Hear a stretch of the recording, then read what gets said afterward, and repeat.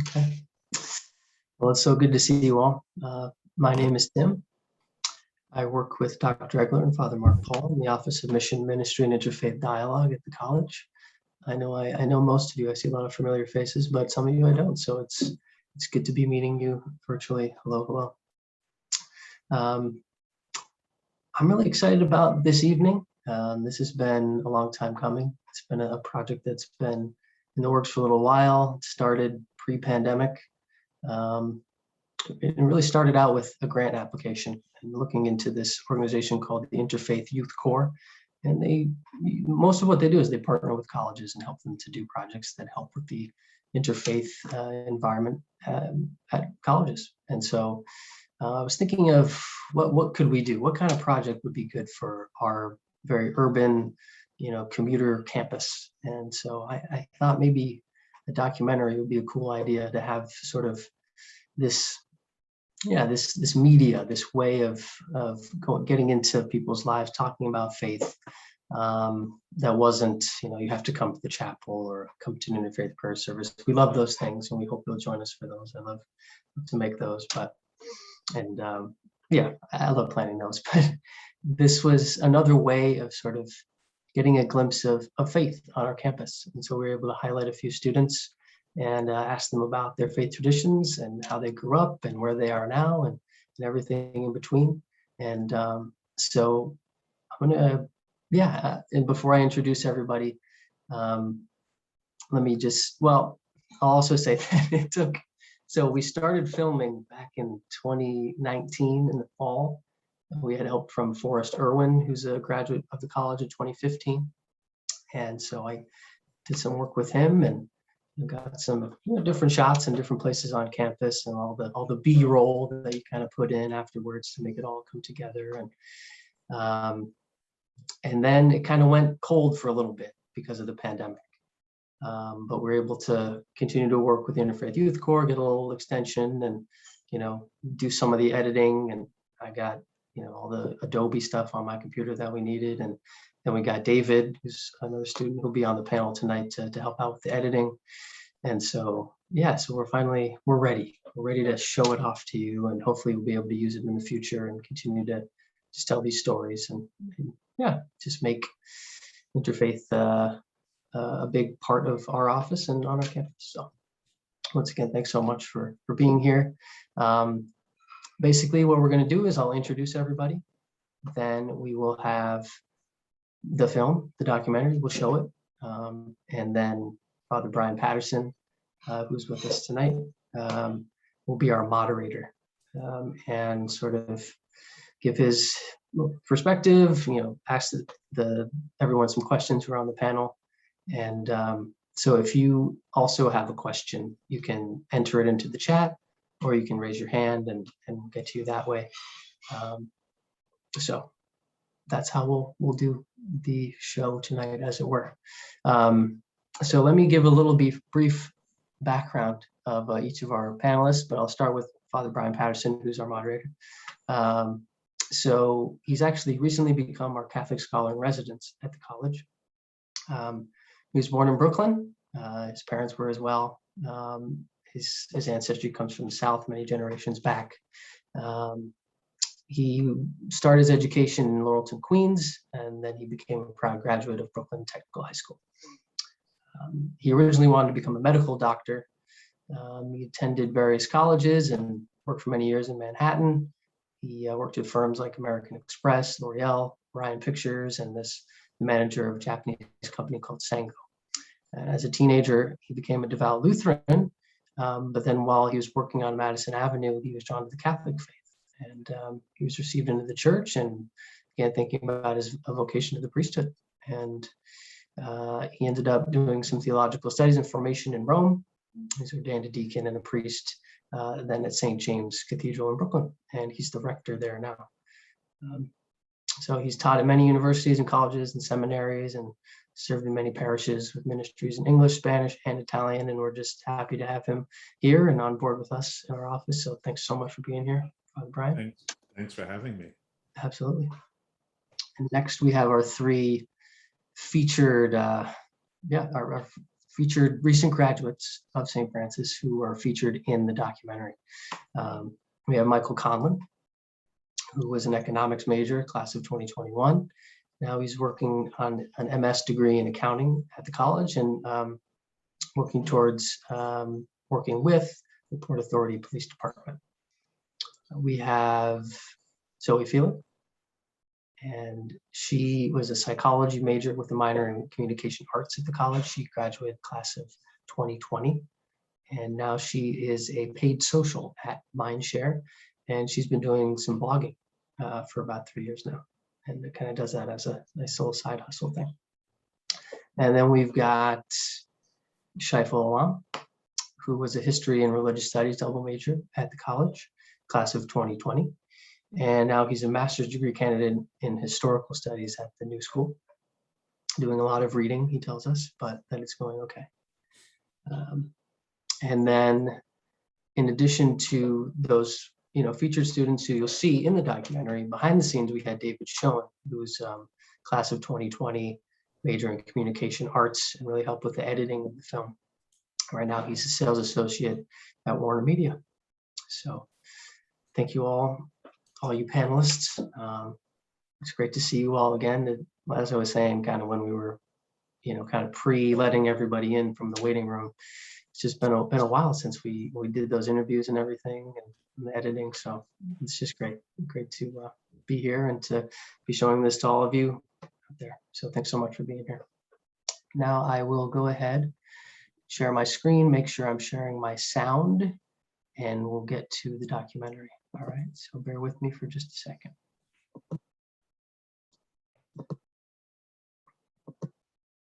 Here we go. All right, sharing sound. Okay, this should be good. Zoe, I can see you on the side still, so if you could give me a thumbs up if you can hear it, that would be excellent. And then I can maximize it as well. Okay. Excellent. Enjoy.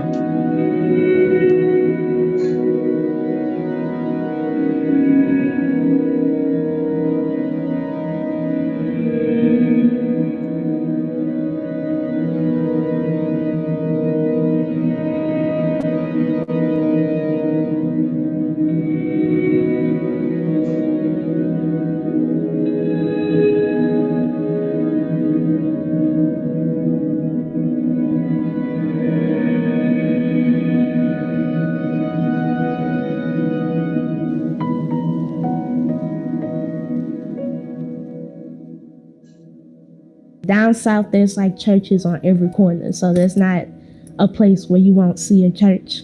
And so that's what I grew up in. But it wasn't until after that, when I actually moved to Louisiana, was when my faith started to grow. I started going to church every Sunday.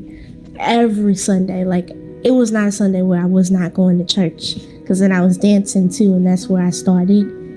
But I would say, right now, where I stand in the present moment, I don't like to consider myself like a religious person. Being religious, sometimes people kind of take the word religion and, kind of misconstrue it. And I feel like God, he's a loving God, he's a forgiving God, and he knows us better than anybody. And I feel like as long as we have a good heart and a good relationship with him, and we just make time for him, that's where I'm at. Like, I'm a very spiritual person. I feel like I'm making time for God. And I know if I don't pray a day, or if I don't read one of my devotions for the day, my day is all messed up. So I'm just very big on like my spirit, just being spiritual and one with God. So I guess I could start a little bit with my parents. So my dad is Bengali. He came to America from Bangladesh in the 1980s, where he met my mom, who's Italian American. She's from Coney Island, Brooklyn. Mom was raised Catholic, but not very religious, not entirely religious. And same thing with my dad, raised Muslim, but not entirely religious. So they met. They got married. My mom converted, and she basically wanted us to like grow up with one religion. She didn't want us to be. She basically felt like it would be very confusing for us, like growing up, if we were to like grow up in a household with two religions. And it didn't really matter to her what religion she was following. So that's why she decided to convert. Faith played a major role in my upbringing as a young child. We would go to church every Saturday evening. My mom's aunt, who's my great aunt, was a sister of St. Joseph in OLPH. So we would travel 10 minutes to go to Mass every Saturday night with her. We would hang out. Afterwards, we'd go out to eat. And it was always a very bright memory. And growing up, I always remember just going to church. I still have the little fire truck I would have just to kind of keep my mind off it. It still stays on top of my bed. But as we grow up, it was just really nice to have a sense of community. Mass really played a whole lot after my father left when I was about 5 or 6. So we would go to OLPH, and then we switched over to St. Anselm's, where I went to school as a kid. I played in the choir. I sang in the choir with my twin sister. We did that for a long time, up until I was about 11 or 12. And then my mom started dating her husband now, my stepdad. And he came from St. Ephraim's. So we were kind of like, we just went from church to church to church throughout our time. It was like a family thing. We would go with my grandparents, my aunt, and us. And that was just kind of the thing we did. It wasn't like, we never dreaded going to church. We were never like super excited to go to church. It just kind of happened.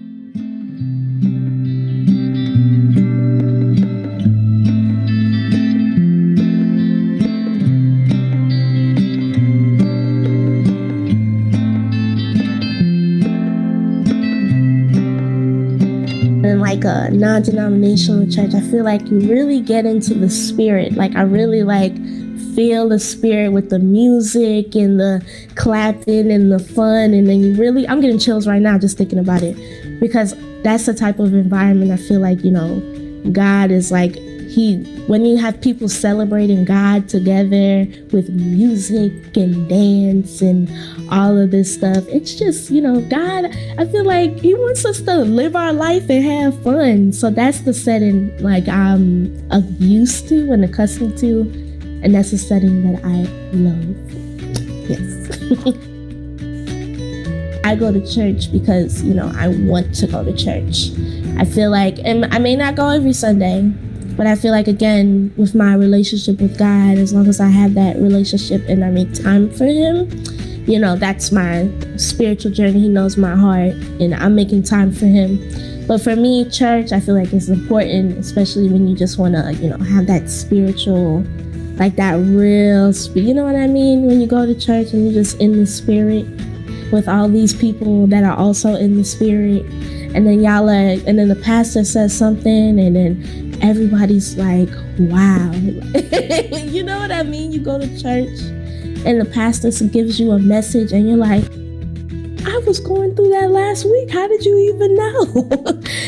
Like, it's amazing. That's an amazing feeling. I'm not just going to church because my parents are telling me so. I'm going to church because I want to go to church.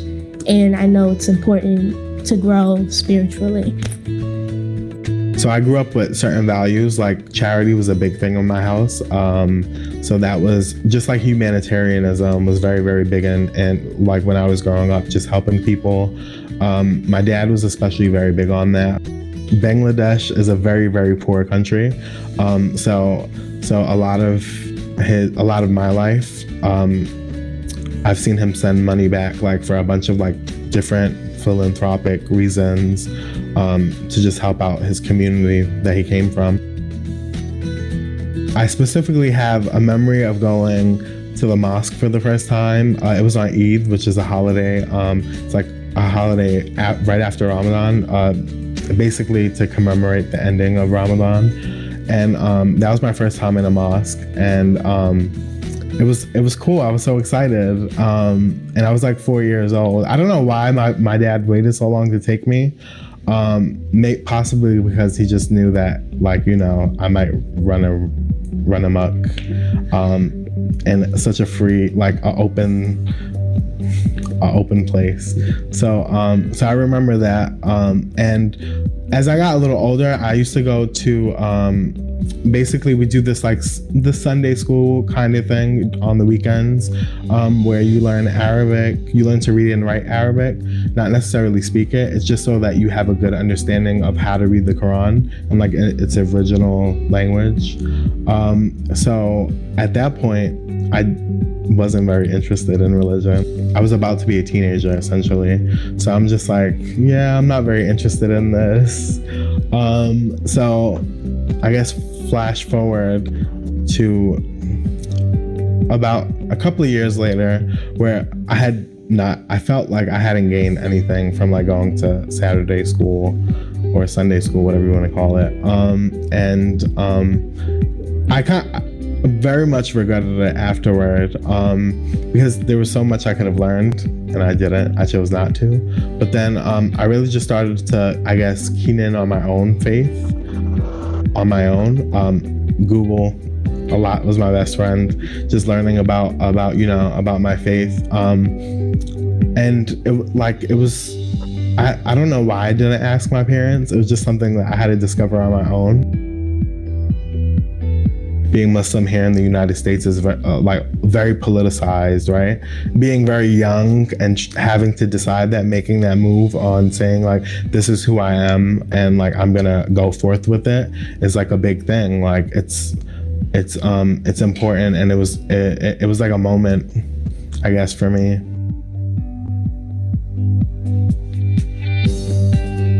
Coming to college, there was a span of time where, like I said, you just get tired. You don't go to mass every weekend, it kind of just falls off, but it's still in the back of your mind. You feel guilty. We became Christmas Catholics for a little bit just because everything was out of order and you make excuses. But when I got here, Dr. Regler really enlightened us.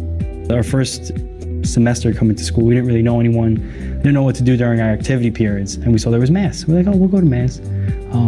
And you get introduced to people there, and it was something nice. And then going on the pilgrimage and getting more involved in campus ministry here in the college, it's really made me as a growing adult take a better appreciation for it and make it my own, not more of my family's. My faith has grown tremendously here at St. Francis College because I've taken the aspect of Franciscanism and really learned it, ate it up, and tried to adopt it into my life as best as I can. Being a Catholic, I went to Catholic school for a long time. Then when I went to public school, you do the CCD. So you sit there and you learn all the stories, you take everything, but it's kind of just forced at you. So you get all the ideas, you get all the morals. You're like, oh, I'm Catholic, and that's good. You go to mass, you go to weddings and funerals. You'll get the big picture of what goes on. But as a kid, you don't really take an understanding of it. But going here and seeing the mission and action, seeing what it means to be Catholic, and hearing about going on the pilgrimage and learning about St. Francis and kind of understanding where he comes from, how it's okay to be misguided in the beginning. You make mistakes. You can be a normal person but still lead a very good and rich life. That's helped me grow as a person, and I feel like a better person learning about him, and I try to emulate him because of his life and how everything, it's relatable. It's a relatable story St. Francis has. And I see myself in there every time I mess up or there's something. I'm like, he had some trips along the way, but look where he is now. Look at the building. He has a college named after him. He has a whole, that's minuscule, but he has his whole following. Everything it is to be Franciscan really kind of shows. And I've really taken that as growing my faith even more. When you have the story of the leper and there was people that turned their back on you because of who you are, it doesn't matter who they are. You need to love them. And even if they bother you or they're annoying or if there's a problem, or if, like a leper, you don't want to associate with them, you still should love them for who they are. And I've taken that as an example of my family, what my sister went through, what my mother went through. And we were just kind of our core three. And then to see other people be so welcoming and so exciting, and just to see how Francis did it. And he went through a very similar thing, just going through his life, how his family turned their back on him. And he still had the ability to love. So, I mean, why shouldn't I, you know?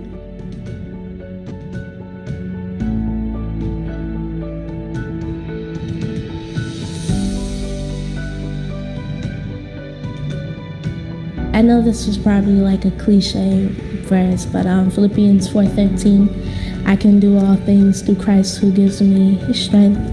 Like, I'm getting chills. Oh my God, I'm getting chills. Like that verse, like the words are so simple, but that verse is so powerful because you literally cannot do things without, knowing who God is. And there are some people in this world that don't know God. And it just is mind-blowing because I get chills when I say, like, God is real. Like, God is so powerful, and he literally has brought me through the toughest of times. And it's like, I just want to tell the world, like, God is good. And this verse for me is just, every day I can do all things through Christ who gives me strength. Like, there's nothing I can't do without him, by my side. When I'm going through it, people think that prayer needs to be structured. I don't feel like prayer needs to be structured. I feel like, prayer is a conversation with God. Like, you just need to tell him how you feel. And I'm a big, firm believer on, if you ask, it shall be given. But before, you get it, of course, God is going to put you through different trials and tribulations. So it's important to ask during the prayer, like, okay, God, what is it? What do you want me to do here? A verse that really resonates with me is, your Lord has not forgotten you, nor does he detest you. So essentially, your Lord hasn't forgotten you and he doesn't hate you. And the story behind the verse is that the Prophet Muhammad, who received like the revelation of the Quran, was receiving revelation, and suddenly it just stopped. So imagine God is talking to you and it's just like silent mode. For months, like the narrations say for months, and some of the narrations say that like he thought that he had done something wrong, that he like went to the highest mountain and like thought about jumping off, and then suddenly like these verses came down, including the one that I just stated. So it just I don't know, it resonates with me a lot because sometimes I do feel disconnected, and then I just have to remember that someone, whatever you want to call this transcendence, is looking out for me. There's one that kind of sticks out. It's something I have on a shirt. I repeats in my head. I had it in my Instagram bio for a long time. And it's a very popular one. It's mostly associated with like the military, and it's John 15:13. Greater love hath no man than to give his life for a brother. And it's talking about sacrifice and giving your life for that others may live, for things like that. And I take it in a sense of, you have to not physically sacrifice yourself. You don't have to put yourself in the line of fire physically, but if you give of yourself, if you sacrifice yourself to make someone's life better, there is no greater love. So that's one thing that always comes into my head, thinking about that, no matter if it's physical or if it's just helping someone out you don't want to, or it's just a tough situation. There's no greater love than sacrificing yourself to help someone else, no matter what it is. So going to mass as a kid we're all going to mass, so let's go. And then when we got a little older, it was kind of, you feel a little guilty if you haven't gone. You're like, oh, I didn't go last week, I should go this week. Or if you haven't gone at all, oh, it's Christmas, you have to go. Easter, you have to go, all these things. But now I go for a sense of peace. I go for a sense of like renewal. You want to hear, like if you're having something wrong or you're having a bad week, you go to mass, and no matter if you hear a story that relates to you or not, but I'll be sitting next to my sister and I'll tap her with my elbow, I'll like kick her with my leg, and I'll be like, you hear what I'm saying? Hear what he's saying? It's what happened to us this week. And it's just very reassuring. You feel very at home when you're in church. So I feel like trying to get a renewal, just a sense of peace. And I feel like now that's my main reason to go.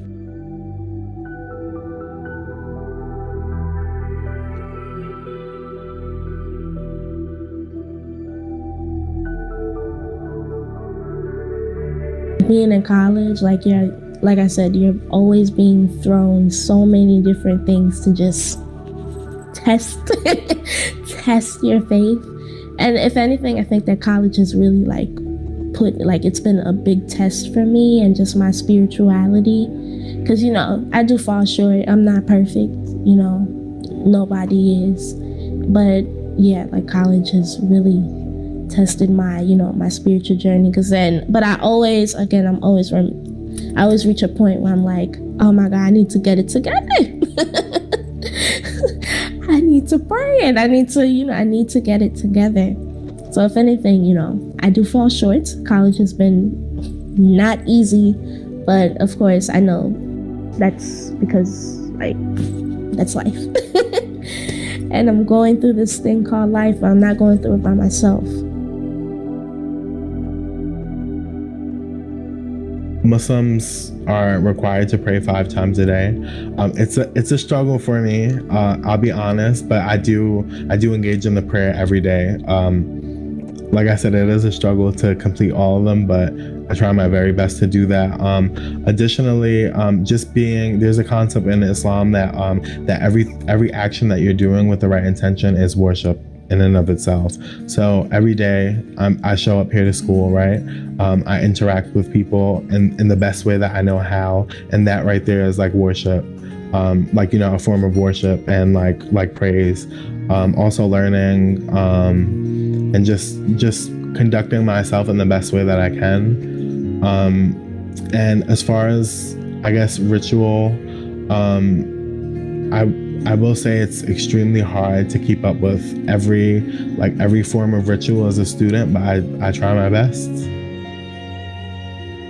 In this day and age, you feel a little awkward talking about your faith. But after going on the pilgrimage, I felt more open and inclined to speak about it, and not be embarrassed, but it's just not awkward. You're able to open up, and I found that more with people of my own faith and people of other faiths, and they express their side, I express my side, and you all end up getting a better understanding. So I feel like I've grown in that sense with it, and with that you have a connection because you're in a space where everyone respects where you come from, who you are, what it is. So I feel the support, and it's more of me just having to find it and reach out, but it's there and it's very strong, and it's something I hope I can be for other students.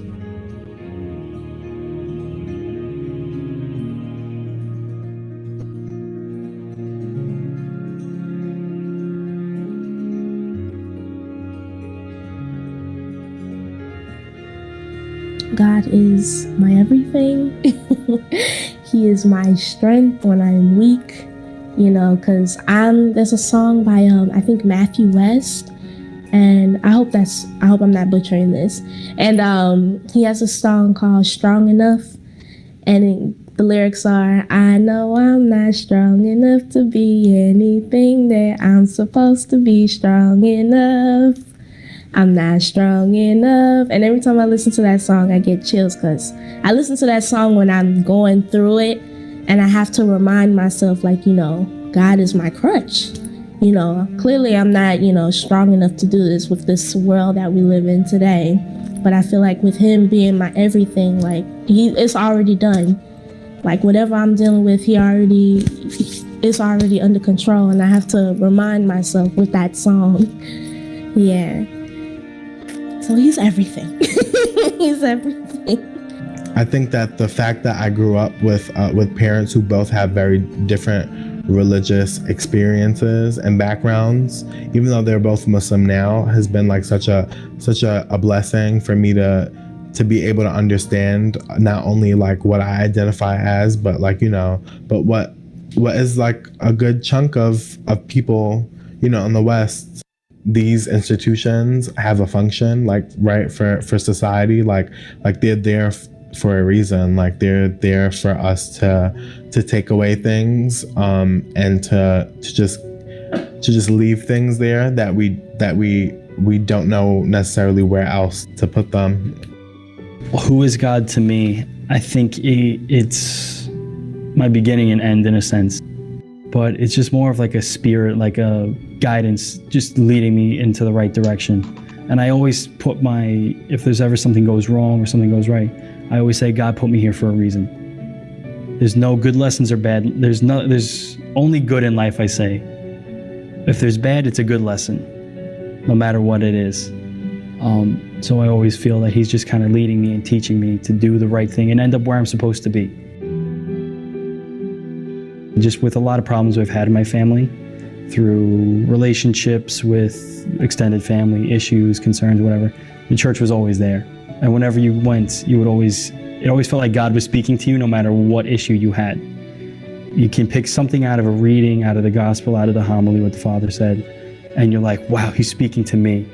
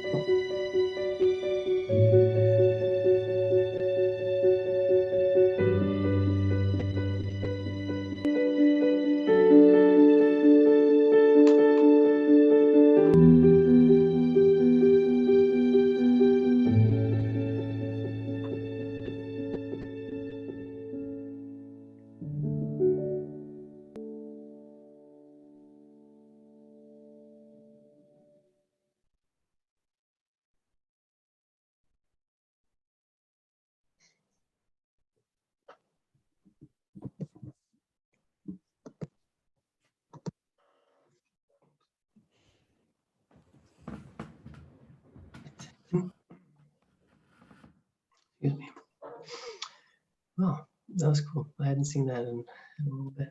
That was cool stuff. Yeah. So good to just relive a little bit of that and interviewing you guys. It's so cool and thinking about the whole process. And in case I forget at the end, just want to thank, Dr. Egler and Brother Joe Bach as well of the Franciscan Brothers of Brooklyn, really helping to steer this in a great direction kind of after we were envisioning everything. And so a huge team effort, and it's just great to be able to share it with you all today. Today was the day. So thank you. So I'm going to hand it over to Father Bryan, and we'll get to some fun with some moderating and some questions. And so be thinking of any questions you might have that we can get to towards the end. All right, Father Bryan. Well, again, thank you for having me. I guess, this, I've watched it a few times, and one of the questions that I wanted to ask anyone who's willing to answer it is, what do you suppose was the impetus? What was the real reason to put this documentary together? I mean, was it a particular thing that happened, or what started it?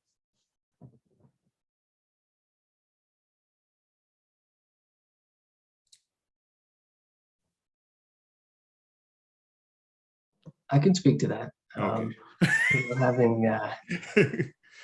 Having this all start with, getting an email from Interfaith Youth Corps saying, hey, like, we want to be giving colleges money, so give us an application and see, what kind of project you might be able to do to help the interfaith environment at your college. And so got me thinking about what we could do. A lot of people do seminar series or workshops and things, and I was trying to, people have done documentaries and stuff before, but for me, that was kind of out of the box thinking.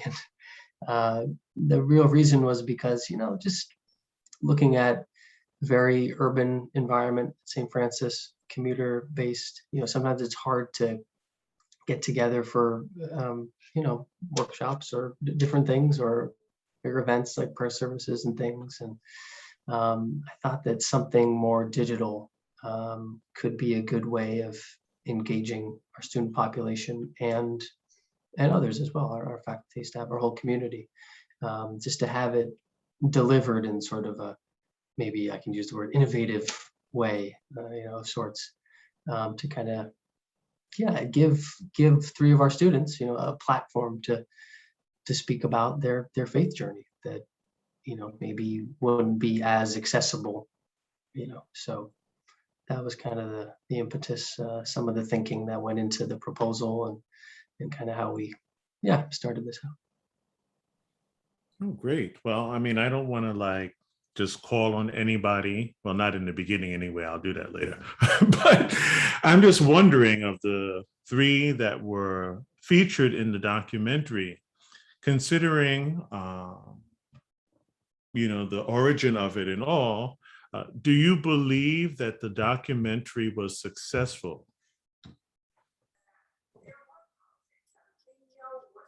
I definitely believe it was successful, in the sense of that we had three students that have different variations of their faith as young people in college, and having that ability to share it and give it a platform, so that other students very similar to ourselves that might be in similar circumstances or might be in a circumstance where they want to learn something. I mean, we're in a college campus where you want to learn something different.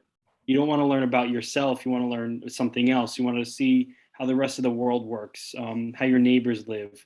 So I think it was very successful. And I think that was a solid reason behind it, was to share our experiences, and to allow other students to see where we come from, not from the sense of tradition, like what we learn in a CCD class or in our religious classes, but as we take it as people, because everyone interprets their own religion a little differently, no matter if it's canonical law or anything or something else. We all take that in our own ways. So I think that's important that people see. Well, Zoe, what do you think? I completely agree with Michael. I think also too, it also shows like, despite like our different backgrounds, it also shows like the commonalities that we all have. Like we all said a lot of things. Like watching it back, I got very like nostalgic, and like hearing everybody say what they were saying. It's like, yes, I feel you. Like definitely. I mean, we all come from different backgrounds, but just showing that, you know what, we maybe come from different backgrounds, but we all have similarities within our different backgrounds was really nice. And I think that probably was another reason why this whole documentary was put together to begin with, because no matter, our backgrounds or where we come from, we all have similarities. Okay. And Shaiful, what about you? What do you think? Yeah, I agree with Mike and Zoe. Pretty much for me, I think it was just about like kind of expressing not the fact that like, of course, the fact that I'm a practicing Muslim, but maybe showcasing the way that I practice and how it might be similar to other people who are also Muslim, but also different. And then kind of, I guess, comparing that to what Mike and Zoe expressed as well, in that like we're all experiencing like this same thing, right? But we're experiencing it differently. So I think that that's what the documentary was kind of trying to do, and I think that it successfully did so. And I think it really ties to the environment of like St. Francis, at least like the way that I experienced it, where there's so many different kinds of people that come to St. Francis and study there and work there, and they they see life differently, but we're all under this physical structure, probably not anymore, but like we're all under this like this overall like viewpoint that we're here for a common goal, which is like education, but that can be I guess shared with the fact that we're all like trying to grow as human beings. So that's what I got out of it. Wow. That's pretty profound, I think. And listening, to the different experiences that you all have of your faiths, I was kind of intrigued because, when Timothy was introducing me, he talked a little bit about my background. And my family is originally from the South, okay? And they came up to New York for various reasons, some of which are probably very obvious, and I don't need to tell you what those are right now. But in New York, I didn't grow up with any kind of faith background. I mean, believe it or not, we had Christmas trees and we had Easter eggs and we all got new clothes for Easter and that sort of a thing. But I'm a scientist. I want to be a medical doctor. If grandma prays day and night and has calluses on her knees, that's her business. So I didn't grow up with any of that. But when I as a teenager, I had some things that went on, and gradually I went from a born again Christian to a more structured Lutheran background, which was Black Lutheran, which is kind of like Baptist Lutheran, actually. When I was in the gospel choir, I don't think there are a whole lot of gospel choirs in Lutheran churches. But then, I discovered that there was something else going on in my life. And eventually I was drawn to the Catholic Church, and now I'm a Catholic priest. So I'm talking about conversion. But listening to your stories, I realized that maybe there's something called conversion within your faith, and I think all of you kind of talked about that a little bit. And I'd like to just, I guess, expand on that a little bit. What is it like? I mean, what are the real reasons, do you think, that each one of you, got deeper into your faith? Was it a particular event? Was it a person? Was it a prayer? Was it a revelation? I mean, what is it that made you go from kind of Muslim, kind of, evangelical, somewhat Catholic, but what happened that you wanted to get more involved in your faith? What can you say was a specific something, or was it just kind of natural progression? What do you think?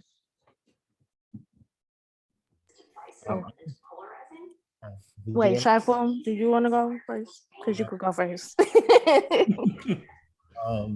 So I don't know. For me, I grew up, when I was growing up as a kid, I was like always interested in the spiritual, supernatural, all of that, right? So I guess like when I got a little bit older, I was like, yeah, I'm really, really like into like looking into religion, looking into spirituality. And I was like looking into a whole bunch of stuff. And I was like, wait, I kind of grew up Muslim. I should look into this more. Kind of what happened. And I found beauty in my faith.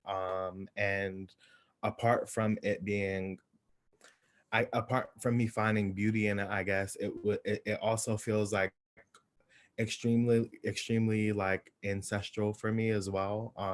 I know there's power for me in knowing that like the prayers that I say are the same prayers that my grandfather said. And that's something that really like resonates with me. And yeah, that's kind of what it is. And I guess and on this like this idea of like converting in your religion, within your religion, I feel like I convert within my religion every day. Like there's like something that I learn, something that I experience that kind of evolves the way that I think about God, the way that I think about Islam as a structural faith, right? And that's just constantly evolving. I think that like, and I'm pretty sure Mike and Zoe could both say this, like the way that I am not the same person in the documentary. Like I feel totally different. I've gone through so many things within the last like year and a half that like have like I guess forced me to maybe like I guess water my faith more, or really understand deeper what life means. And like I'm pretty sure everyone here could say that with the different things that we've all experienced in the last year. But yeah, I really like that concept of like I guess converting within your faith constantly. But yeah. Great. Well, Zoe. Yeah, like I completely, that's so spot on. Like I went through something like super traumatic when I was like 15. I lost my mom, and she was a very like godly woman, very, spiritual. So when I lost her, I was like, oh my God, like, is this the end of the world? Like, what is happening? And then I had to take a step back. Like that was like my sign to take a step back, because I always grew up in the faith. Like I always went to church, but I remember clearly lying about being sick and wanting to stay in the bed on a Sunday because I didn't feel like going to church when my mom was around. And there had to be no more of that. So losing her, it was a sad situation. But, I think God has a funny way of working sometimes and always turns our bad into our good. And that was that situation for me. It took that situation that was like my wake up call. Like, you know what, this, you got to get it together. And from that point on, I really wanted to just work on my faith. I'm still, constantly, like Shaifa said, you converting, it's like you're converting into your faith every day. Like with life and the inevitable, in just bad things happen, it's inevitable. But in your faith, like my faith for me is something that helps me get through. And like in the video I mentioned, I'm not strong enough. Like I'm really not strong enough without, the man upstairs. So, and even like during the darkest time of my life, when I finally, gave like God a real shot, I realized like, man, like I can't do without this. Like this is what I need. So yeah, like sometimes it does take like trauma and bad things to happen, but it's almost a blessing in disguise, Mm-hmm. So yeah. Wow, that's great. Yeah. And Michael, what about you? I very much like the idea that Shaiful and Zoe just brought forth of like, you convert every day. In my case, like I said in the video, I was always raised in the church. My mom's aunt, my great aunt, was a sister of St. Joseph. So I was raised in the faith. I went to Catholic school. We went to church on Sundays. And then as time goes on, you sometimes you don't go so often, or you have different things. But I definitely think that the way the ministry was set up at St. Francis and the way I was looking for something else, that helped me build up my faith because I was able to do it on my own terms. It wasn't me having to learn it in school in the last period of every day in Catholic school. It wasn't having to go at 4:30 on Wednesdays to CCD because I had to get confirmation. It was because I wanted to go. It was because I felt the urge to go, and I was feeling so full, and I was feeling God within me, or within the words of the priest that was saying, speaking during the Mass. And that's what really spoke to me and drew me closer to it, because I was able to do it on my own terms, and have my own personal journey with my faith, instead of it being, I don't know, for lack of a better term, like an assembly line, like as people of old time, I guess, when it was